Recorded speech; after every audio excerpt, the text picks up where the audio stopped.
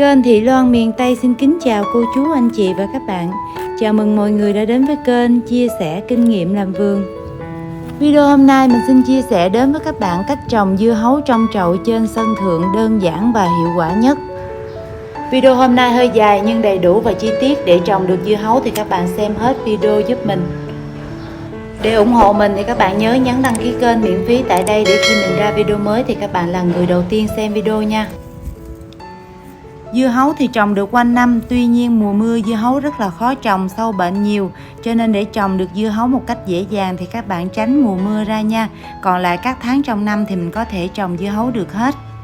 Thời gian sinh trưởng cây dưa hấu là 55 đến 60 ngày, tùy theo cách chăm có thể lên đến 70 ngày. Sau thụ phấn khoảng 30 đến 35 ngày thì mình đã có dưa hấu để thu hoạch rồi.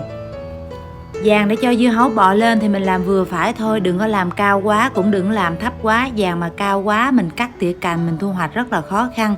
Còn giàn thấp quá thì khi cây có trái thì mình đi là trái sẽ đụng vô đầu mình á. Giàn vườn nhà mình có chiều cao là 2 mét, mình làm giàn mình canh sao mà vừa có tầm với của mình là được. Dưa hấu ngoài bò lên giàn ra thì các bạn có thể cho bò xuống đất hoặc là cho bò lên trên mặt chậu cây cũng được. Rồi đầu tiên thì mình chia sẻ với các bạn cách ươm hạt dưa hấu. Ở đây mình có hạt dưa hấu cái loại dưa không hạt đó, mình mua hạt chiết lẻ. Cái gói mà có bao bì luôn đó là nó tới 1.000 hạt lận. Mình mua lẻ 10 hạt hay là 20 hạt gì á cũng được hết trơn nha các bạn.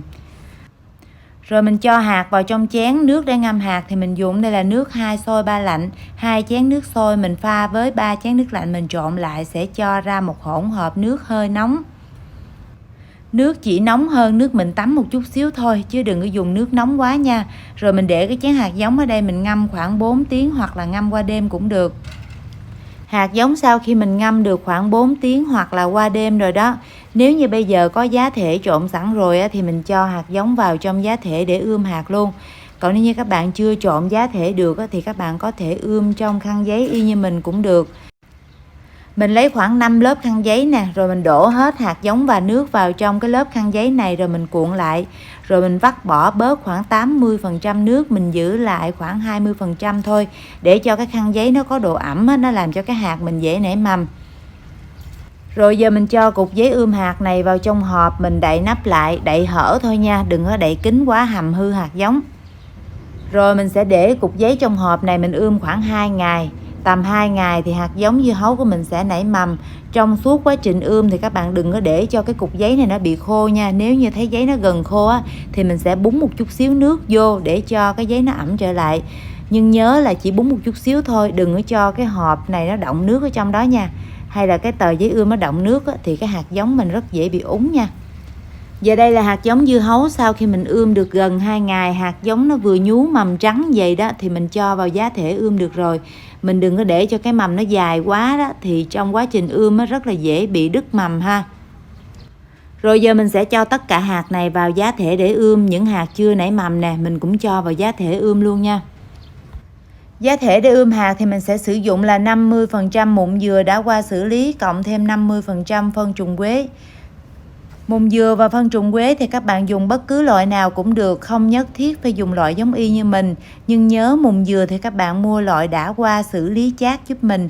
Cây con mà mình sử dụng mùn dừa chưa qua xử lý chát thì cây sẽ bị vàng lá và chậm phát triển.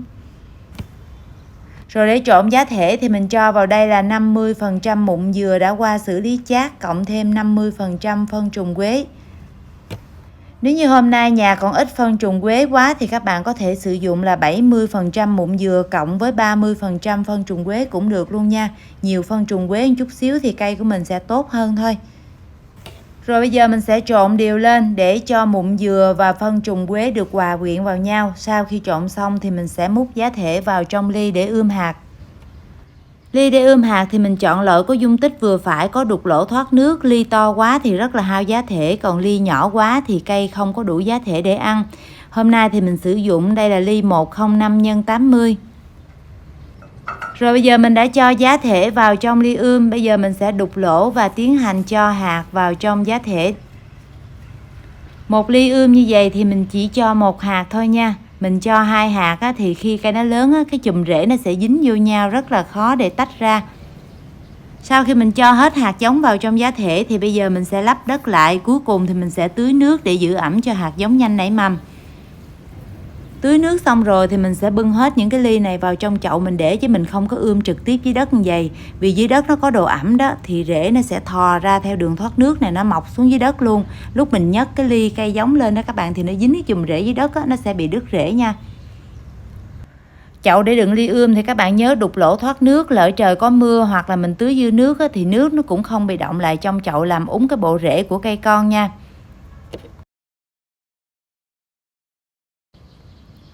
Lúc hạt giống chưa nảy mầm, chưa chồi ra khỏi giá thể thì các bạn có thể để trong bóng râm cũng được. Còn khi thấy hạt giống đã nảy mầm, chồi ra khỏi giá thể rồi thì mình đem ra chỗ nắng nhiều để luôn nha. Cây đã nhú mầm ra khỏi mặt giá thể vậy mà mình tiếp tục để trong bóng râm hoặc là để trong mát thì cây của mình sẽ bị thiếu nắng, cây sẽ ốm và rất là cao.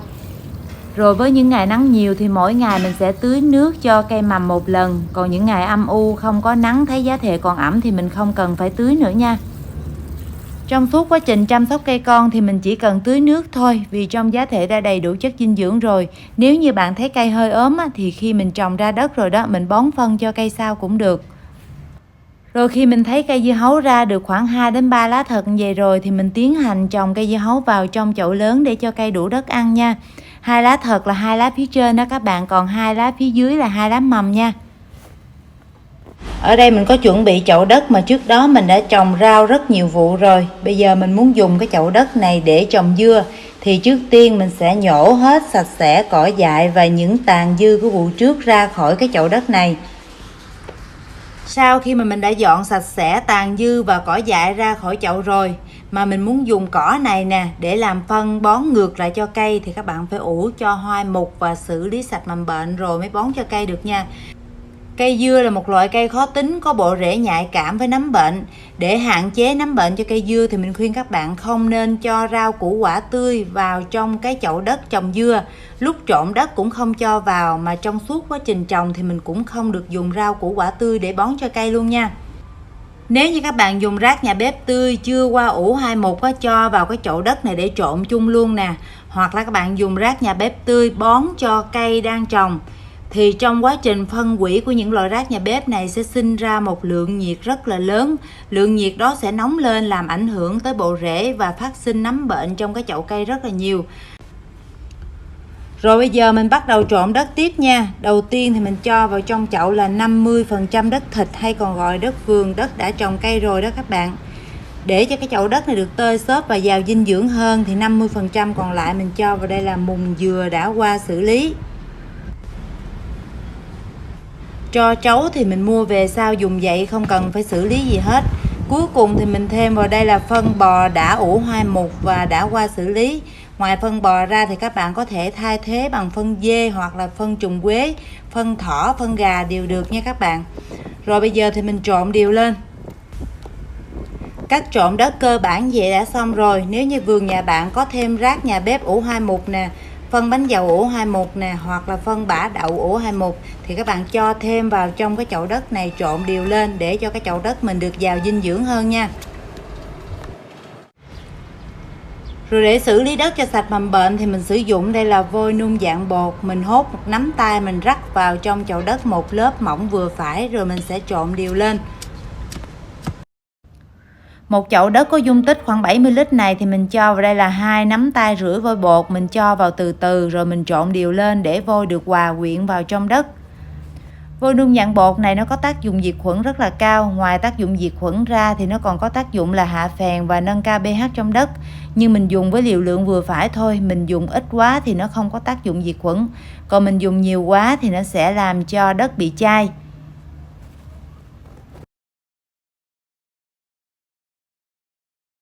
Sau khi mình đã rắc 2 nắm tay vôi bột vào trong đất và mình trộn đều lên rồi đó, ở cái lớp cuối cùng này mình sẽ rắc thêm nửa nắm tay vôi bột và mình để cái chậu đất ở đây phơi và mình không trộn lên nữa.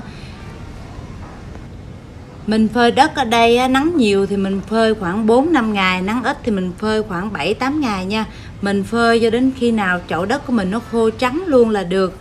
Rồi trong suốt quá trình phơi nếu như có thời gian thì các bạn cũng thường xuyên xới trộn lên để cho đất được khô từ trên xuống dưới, từ dưới lên trên luôn nha. Mấy chậu đất này thì mình phơi cũng được 1 tuần rồi, đất cũng đã khô trắng rồi.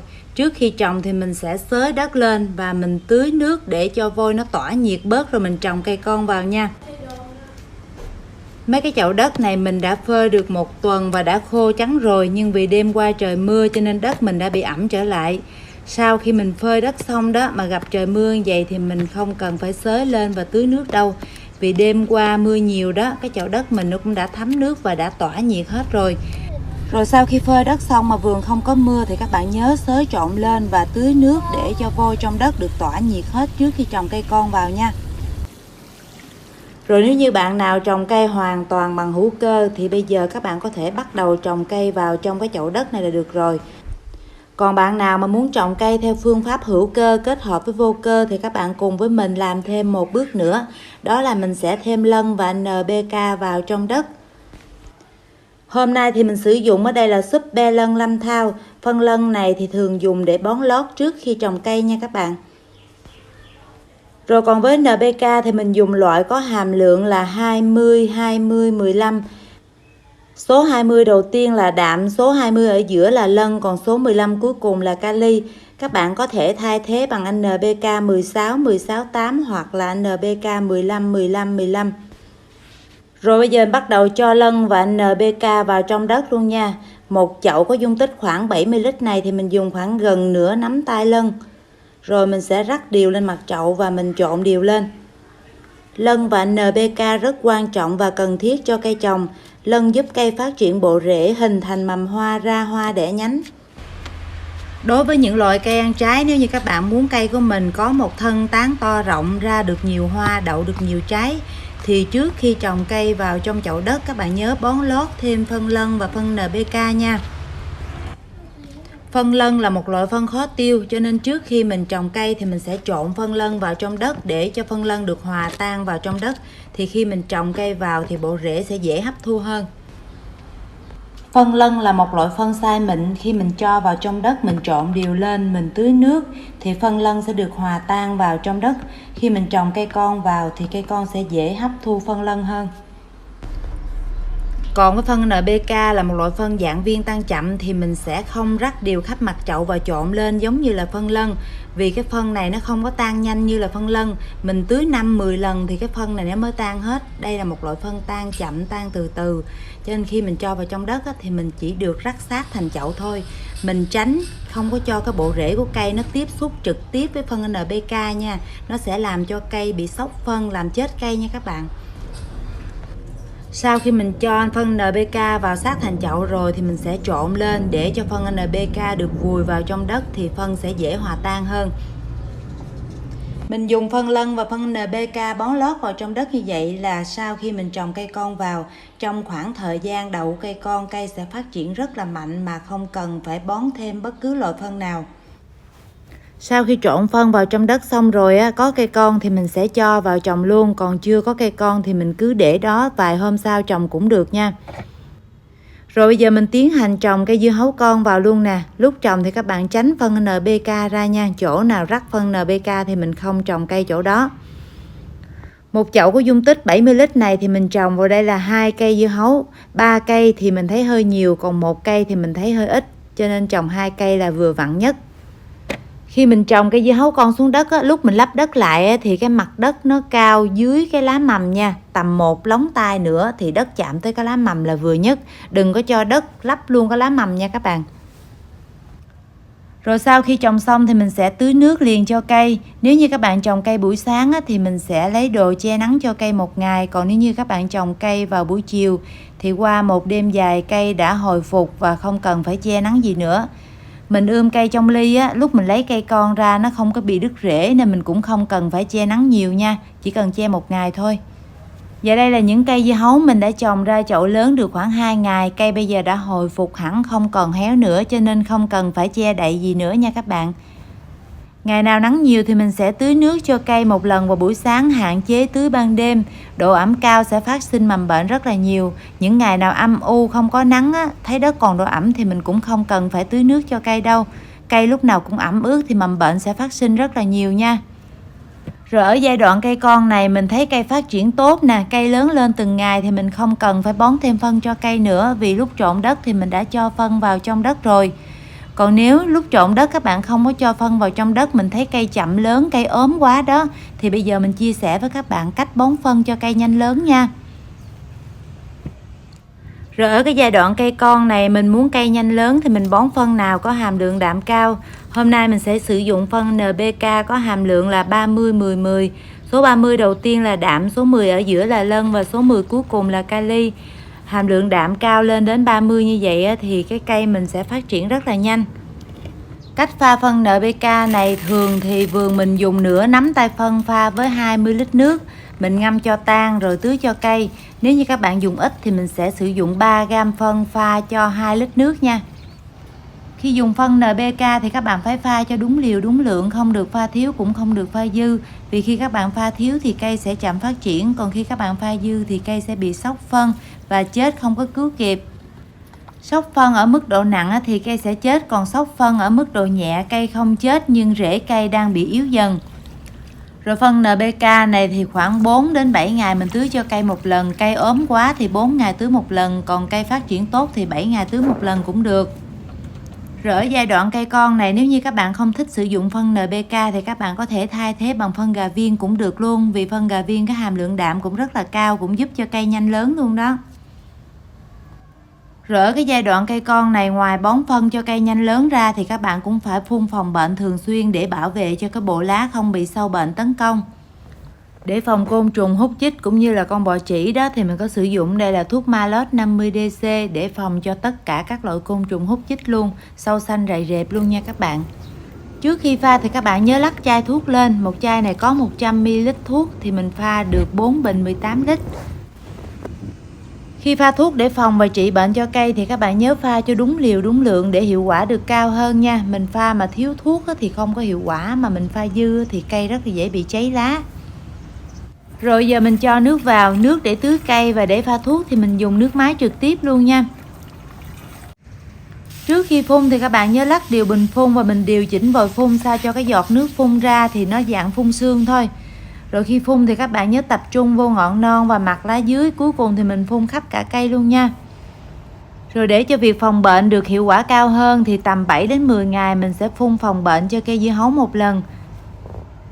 Rồi khi cây dưa hấu ra được khoảng 7 lá thật to thì mình tiến hành bấm ngọn cho cây. Lúc đếm lá thì các bạn đếm cái lá to thôi, cái lá thật mà nhỏ thì mình cũng không tính luôn, mình tính cái lá to thôi nha. Rồi mình đếm được 7 cái lá thật rồi nè, mình bấm ngọn bỏ, cây nào cũng vậy, những cây còn lại mình cũng bấm y như vậy luôn nha. Còn mấy cây này còn nhỏ nè, nó ra chưa có được 7-8 cái lá to đó thì mình để vài hôm nữa mình ngắt sau nha.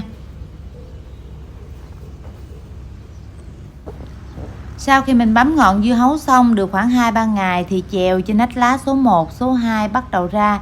Thì trong 3 chèo này mình sẽ chọn giữ lại 2 chèo khỏe nhất, ưu tiên giữ lại chèo ở nách lá số 2 và nách lá số 3. Rồi với cây dưa hấu này thì mình thấy chèo số 1 hơi nhỏ nè, mình sẽ cắt bỏ, còn chèo số 2, số 3 dài khỏe thì mình sẽ giữ lại nha. Bây giờ thì mình sẽ nuôi hai cái chèo số 2, số 3 này cho nó dài ra. Sau khi bấm ngọn chọn chèo xong thì mình tiến hành làm giàn cho dây dưa hấu bò lên. Ở đây thì mình sử dụng dây xe nông nghiệp, một đầu thì mình cột vào trong miệng chậu nè, còn cái đầu kia thì mình cột lên trên phía trên giàn. Dây xe nông nghiệp này thì cái độ bền nó rất là cao. Mình căng dây sẵn vậy nè, dây dưa hấu nó thấy có giàn là nó tự bò lên, tua cuốn nó sẽ tự quấn vô. Cái chỗ nào mà nó không quấn vô được thì mình phụ nó quấn vô nha. Rồi khi cái dây dưa hấu nó bò lên gần tới giàn rồi đó thì mình sẽ hướng cái dây dưa hấu bò theo ý mình. Mình muốn nó quay về hướng nào thì mình sẽ cột dây cố định cho nó quay về hướng đó. Rồi bây giờ mình sẽ quay xuống dưới gốc nè, cái thân chính mà lúc đầu mình bấm ngọn đó. Thì một thời gian sau nó sẽ ra thêm rất là nhiều chèo nữa. Mình thấy cái chèo nào vừa nhú ra mình cắt bỏ chèo nấy nha. Mình chỉ nuôi hai cái chèo ở nách lá số 2, số 3 mình giữ lúc đầu. Mình đang dẫn cho nó leo lên trên giàn đó, mình nuôi 2 chèo thôi. Còn những cái chèo khác nó ra thêm mình cắt bỏ hết đi. Rồi khi cây dưa hấu gần ra hoa đó thì mình không sử dụng phân NPK có hàm lượng là 30-10-10 nữa, mà mình sẽ đổi sang NPK có hàm lượng là 20-20-15. Phân NPK có hàm lượng đạm cao, mình bón giai đoạn này thì cây rất là khó đậu quả, cho nên mình sẽ đổi sang phân NPK có hàm lượng đạm thấp, lân và kali cao hơn một chút xíu. Với cái hàm lượng NPK 20-20-15 này thì cây sẽ dễ ra hoa và dễ đậu quả hơn so với cái hàm lượng NPK là 30-10-10.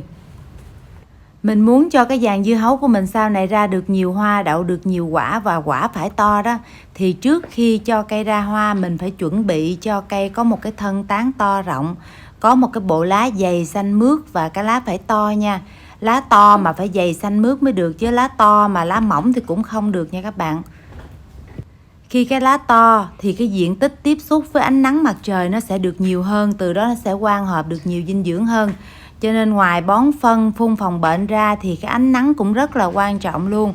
Mình trồng cây mà thiếu nắng thì cây cũng không thể nào mà khỏe được nha, cũng không có quang hợp dinh dưỡng tốt được. Rồi bây giờ mình tiến hành đi vặt chèo nè. Trên cái thân cây dưa hấu thì nó ra rất là nhiều chèo, mỗi nách lá sẽ có một cái chèo. Thì những cái chèo này mình vặt bỏ hết đi, không có giữ lại cái chèo nào hết á, mình chỉ giữ thân nè, lá và ngọn của cây dưa hấu thôi. Rồi trái dưa hấu thì mình sẽ nuôi từ nách lá số 18 cho đến nách lá số 25 là tốt nhất. Những cái trái nào dưới nách lá số 18 thì mình cũng sẽ lặt bỏ hết luôn nha. Một cây dưa hấu nó sẽ ra rất là nhiều chèo nè, nếu như mình không lặt chèo, mình để mình nuôi hết chèo luôn đó, thì dinh dưỡng nó sẽ chi phối ra nuôi những cái chèo không cần thiết này, vì chèo cây dưa hấu nó đâu có ra trái đâu mà mình nuôi nó làm cái gì. Khi mình lặt bỏ hết chèo như vậy thì dinh dưỡng nó sẽ tập trung vào nuôi lá, nuôi thân, nuôi ngọn, nó sẽ ra hoa và đậu quả tốt hơn. Khi nó đậu quả rồi thì dinh dưỡng nó sẽ tập trung vào nuôi quả, nó làm cho cái trái nhanh to nha. Chứ mình cứ nuôi chèo như vậy hoài nè, khi cây mà ra trái là cái trái nó sẽ bị méo đó, vì dinh dưỡng nó bị chi phối ra nuôi nhiều chỗ quá. Mình chỉ lặt bỏ chèo thôi, còn lá với ngọn thì mình giữ lại nha. Lá nó rất là quan trọng luôn đó, lá nào bị vàng, bị hư thì mình lặt bỏ. Còn những cái lá khỏe, lá xanh vậy thì mình để cho nó quang hợp dinh dưỡng chứ không có cắt bỏ lá. Dây dưa hấu của mình bây giờ nó cũng bò lên tới vàng rồi nè. Cái ngọn nào mà bò ra ngoài đó thì mình sẽ lôi cái ngọn vô và mình hướng nó về trong vàng nha. Mình muốn nó về đâu thì mình hướng nó về hướng đó. Mình lấy dây mình cột cho nó cố định thì nó sẽ bò theo ý của mình. Rồi khi cái dây dưa hấu mình nó chạm vàng á, cái lá mà chạm vàng là cái lá số 18 đó, từ cái lá đó trở lên thì mình sẽ không lặt bỏ trái nữa, mình sẽ để cho nó ra hoa và đậu trái. Từ cái nách lá số 18 tới 25 nha. Nó ra cái hoa nào thì mình sẽ thụ phấn cái hoa đó. Trước khi đi thụ phấn cho dưa thì mình chia sẻ với các bạn cách xác định hoa nào là hoa đực và hoa nào là hoa cái. Cái hoa mình đang cầm trên tay đây là hoa đực. Hoa đực thì phía dưới hoa nó không có trái, nó chỉ có cái cuống thôi. Còn đây là hoa dưa hấu cái hoa mà nó có phần trái phía dưới đó thì đó là hoa dưa hấu cái ha. Rồi bây giờ mình tiến hành đi thụ phấn cho hoa dưa hấu luôn nha. Rồi để thụ phấn thì đầu tiên mình sẽ hái cái bông hoa đực xuống, mình xé bỏ cánh hoa, mình giữ lại nhụy hoa và cuống. Rồi tay mình cầm trên phần cuống nè, mình quét cái nhụy hoa đực vào trong cái nhụy hoa cái. Mình quét sao cho mà phấn ở trên nhụy hoa đực nó rớt xuống nhụy hoa cái càng nhiều thì càng tốt. Nếu như vườn bạn có nhiều hoa đực thì 3 bông hoa đực mình sẽ thụ cho 1 bông hoa cái. Như vậy thì mình thụ xong trái nào thì chắc chắn sẽ đậu trái đó. Còn nếu như vườn bạn ít hoa đực quá thì có thể là 2 bông hoa đực hoặc là 1 bông hoa đực thụ cho 1 bông hoa cái. Thụ phấn thì mình sẽ làm vào những ngày sáng sớm, mình tranh thủ làm vào tầm 6, 7, 8, 9 giờ đó các bạn. Cái thời gian đó mình thụ phấn là tốt nhất.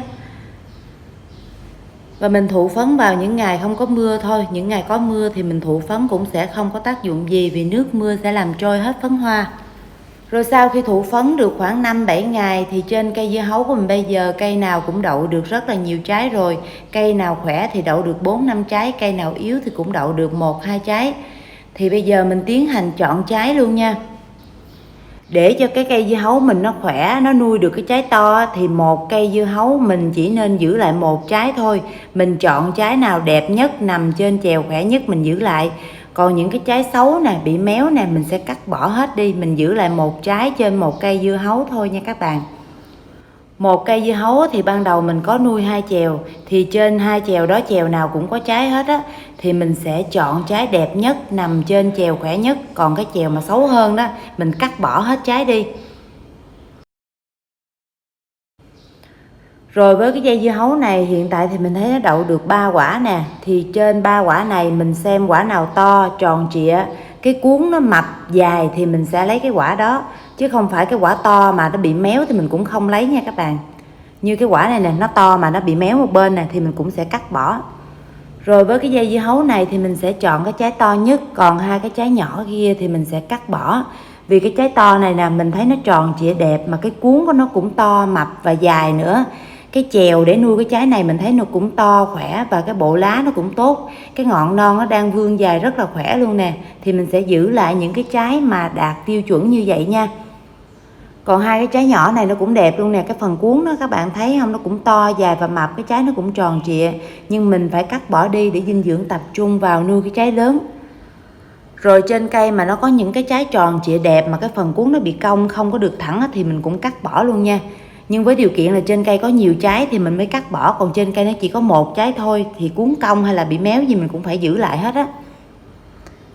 Rồi cây nào mình chọn trái xong á thì mình sẽ lấy cái túi vải không dệt này mình bao trái lại để mình biết cái trái nào mình đã chọn rồi.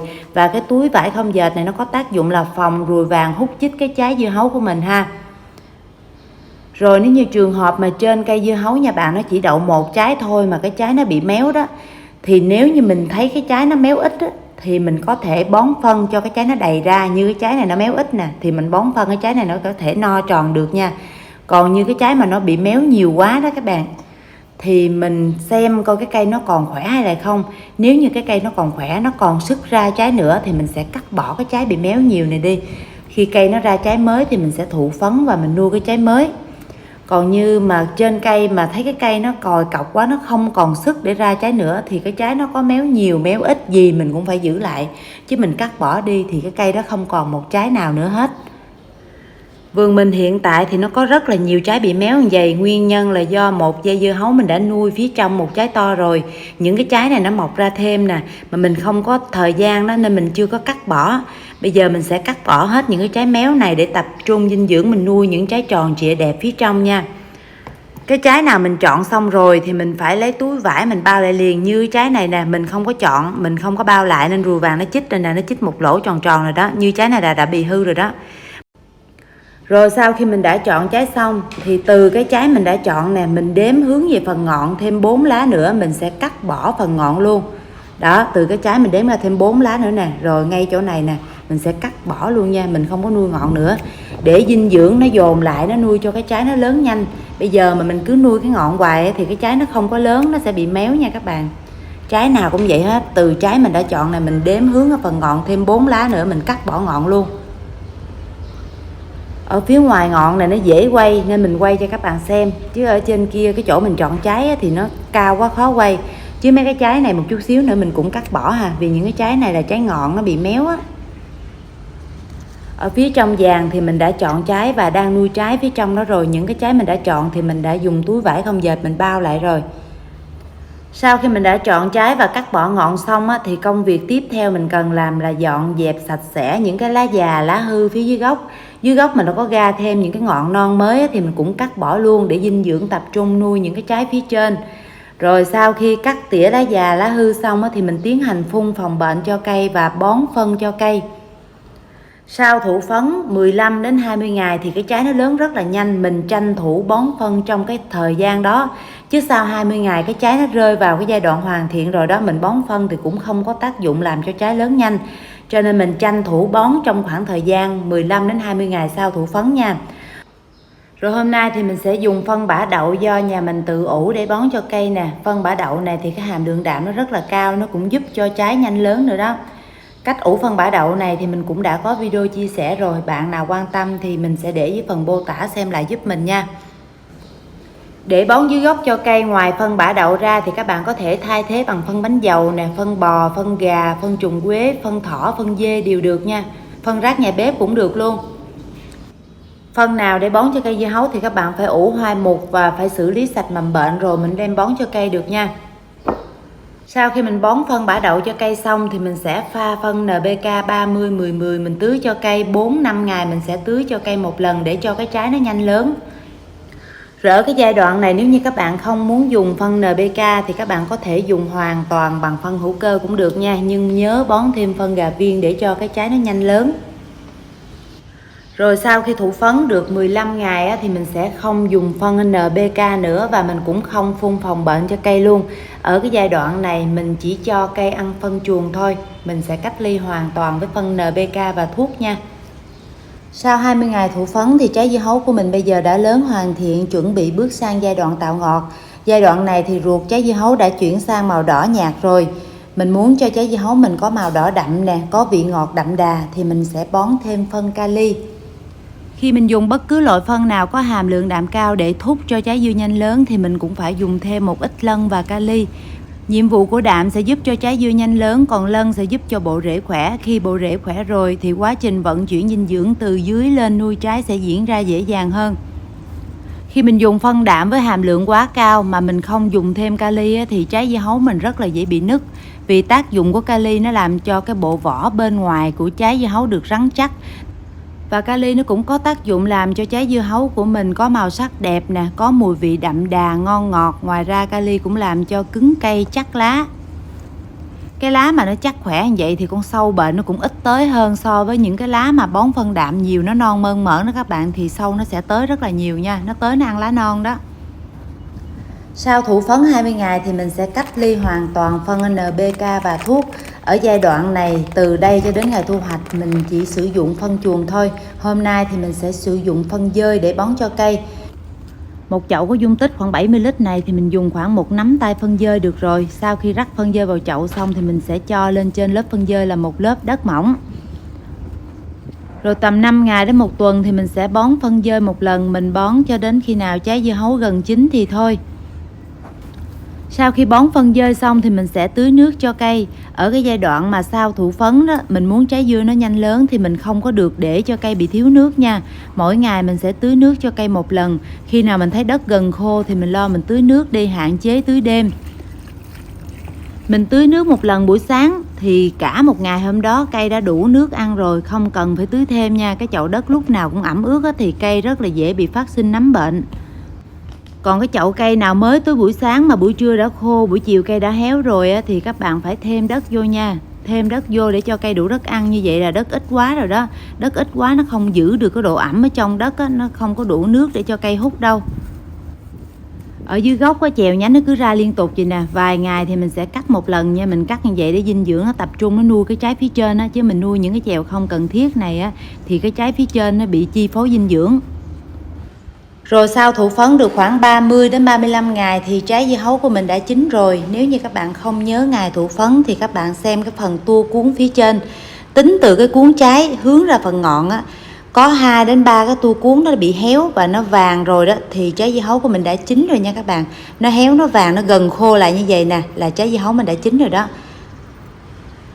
Còn cái trái nào 2, 3 cái tua cuống gần trái đó, tính từ trái hướng ra phần ngọn mà nó tươi như vậy nè là cái trái nó chưa chín nha. Cái cuống nó phải héo, nó hơi vàng đi hoặc nó hơi vàng khô một chút xíu thì cái trái nó đã chín rồi. Còn mình để cho cái tua cuống đó nó khô quá là cái trái dưa hấu nó đã quá chín rồi. Nhìn bên ngoài trái dưa hấu nó còn tươi nhưng bên trong nó đã hư rồi đó các bạn, vì nó đã bị quá chín. Rồi giờ mời các bạn cùng với mình đi thu hoạch dưa hấu luôn nha. Mình kiểm tra thấy cái trái nào tua cuống nó khô thì mình sẽ thu hoạch trước. Ở đây có mấy dây dưa hấu khỏe, một dây nó đậu tới 2 trái luôn nè các bạn. Vì mình không có để ý nó đậu trái rồi mình không có cắt bỏ đó. Những cây nào mà đậu 2 trái thì mỗi trái nó đạt trọng lượng tầm 2,5 kg thôi. Còn những cái cây nào mà đậu 1 trái thì nó đạt trọng lượng tầm 4 kg cho đến 6 kg luôn đó. Rồi bây giờ mình nhờ chị gái mình thu hoạch dưa hấu phụ mình nha các bạn. Cái trái này nó to lắm, mình vừa quay vừa thu hoạch thì không có thu hoạch được đâu. Nặng không? Chết cho nè. Ôi chị Wow. hả? Dưa hấu. Ăn gì? Ăn dưa hấu. Rồi con chờ mẹ chút xíu nha. Dễ ăn đố bụng.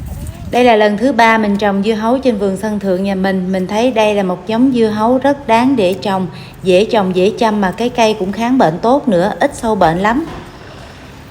So với dưa lưới thì mình thấy dưa hấu dễ trồng hơn dưa lưới rất là nhiều luôn đó. Nhưng mà cái đoạn mà dưa hấu đậu trái đó các bạn nhớ bón phân cho đầy đủ vô, tưới nước đầy đủ vô thì cái dưa hấu mình nó không có bị méo nha. Ở giai đoạn đó mình để hụt dinh dưỡng, hụt nước thì trái dưa hấu mình rất là dễ bị méo luôn.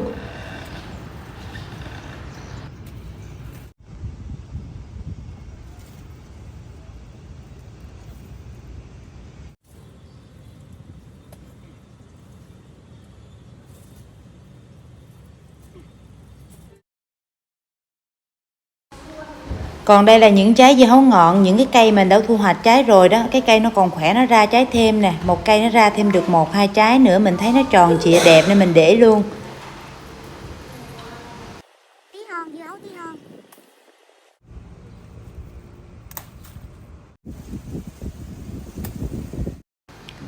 Một dàn dưa hấu này mình thu hoạch được 4-5 lần. Và đây là những lần thu hoạch dưa hấu của mình. Rồi video của mình tới đây cũng dài rồi, mình xin tạm dừng video tại đây. Mình hy vọng là các bạn sẽ thích video hôm nay cũng như là thích cách chia sẻ của mình. Nếu như các bạn thấy thích video hôm nay thì đừng quên cho mình xin một like, đăng ký kênh cũng như là chia sẻ ủng hộ mình nha các bạn. Mình xin cảm ơn tất cả các bạn đã dành thời gian xem hết video. Hẹn gặp lại các bạn trong những video mới đầy đủ và chi tiết hơn nha.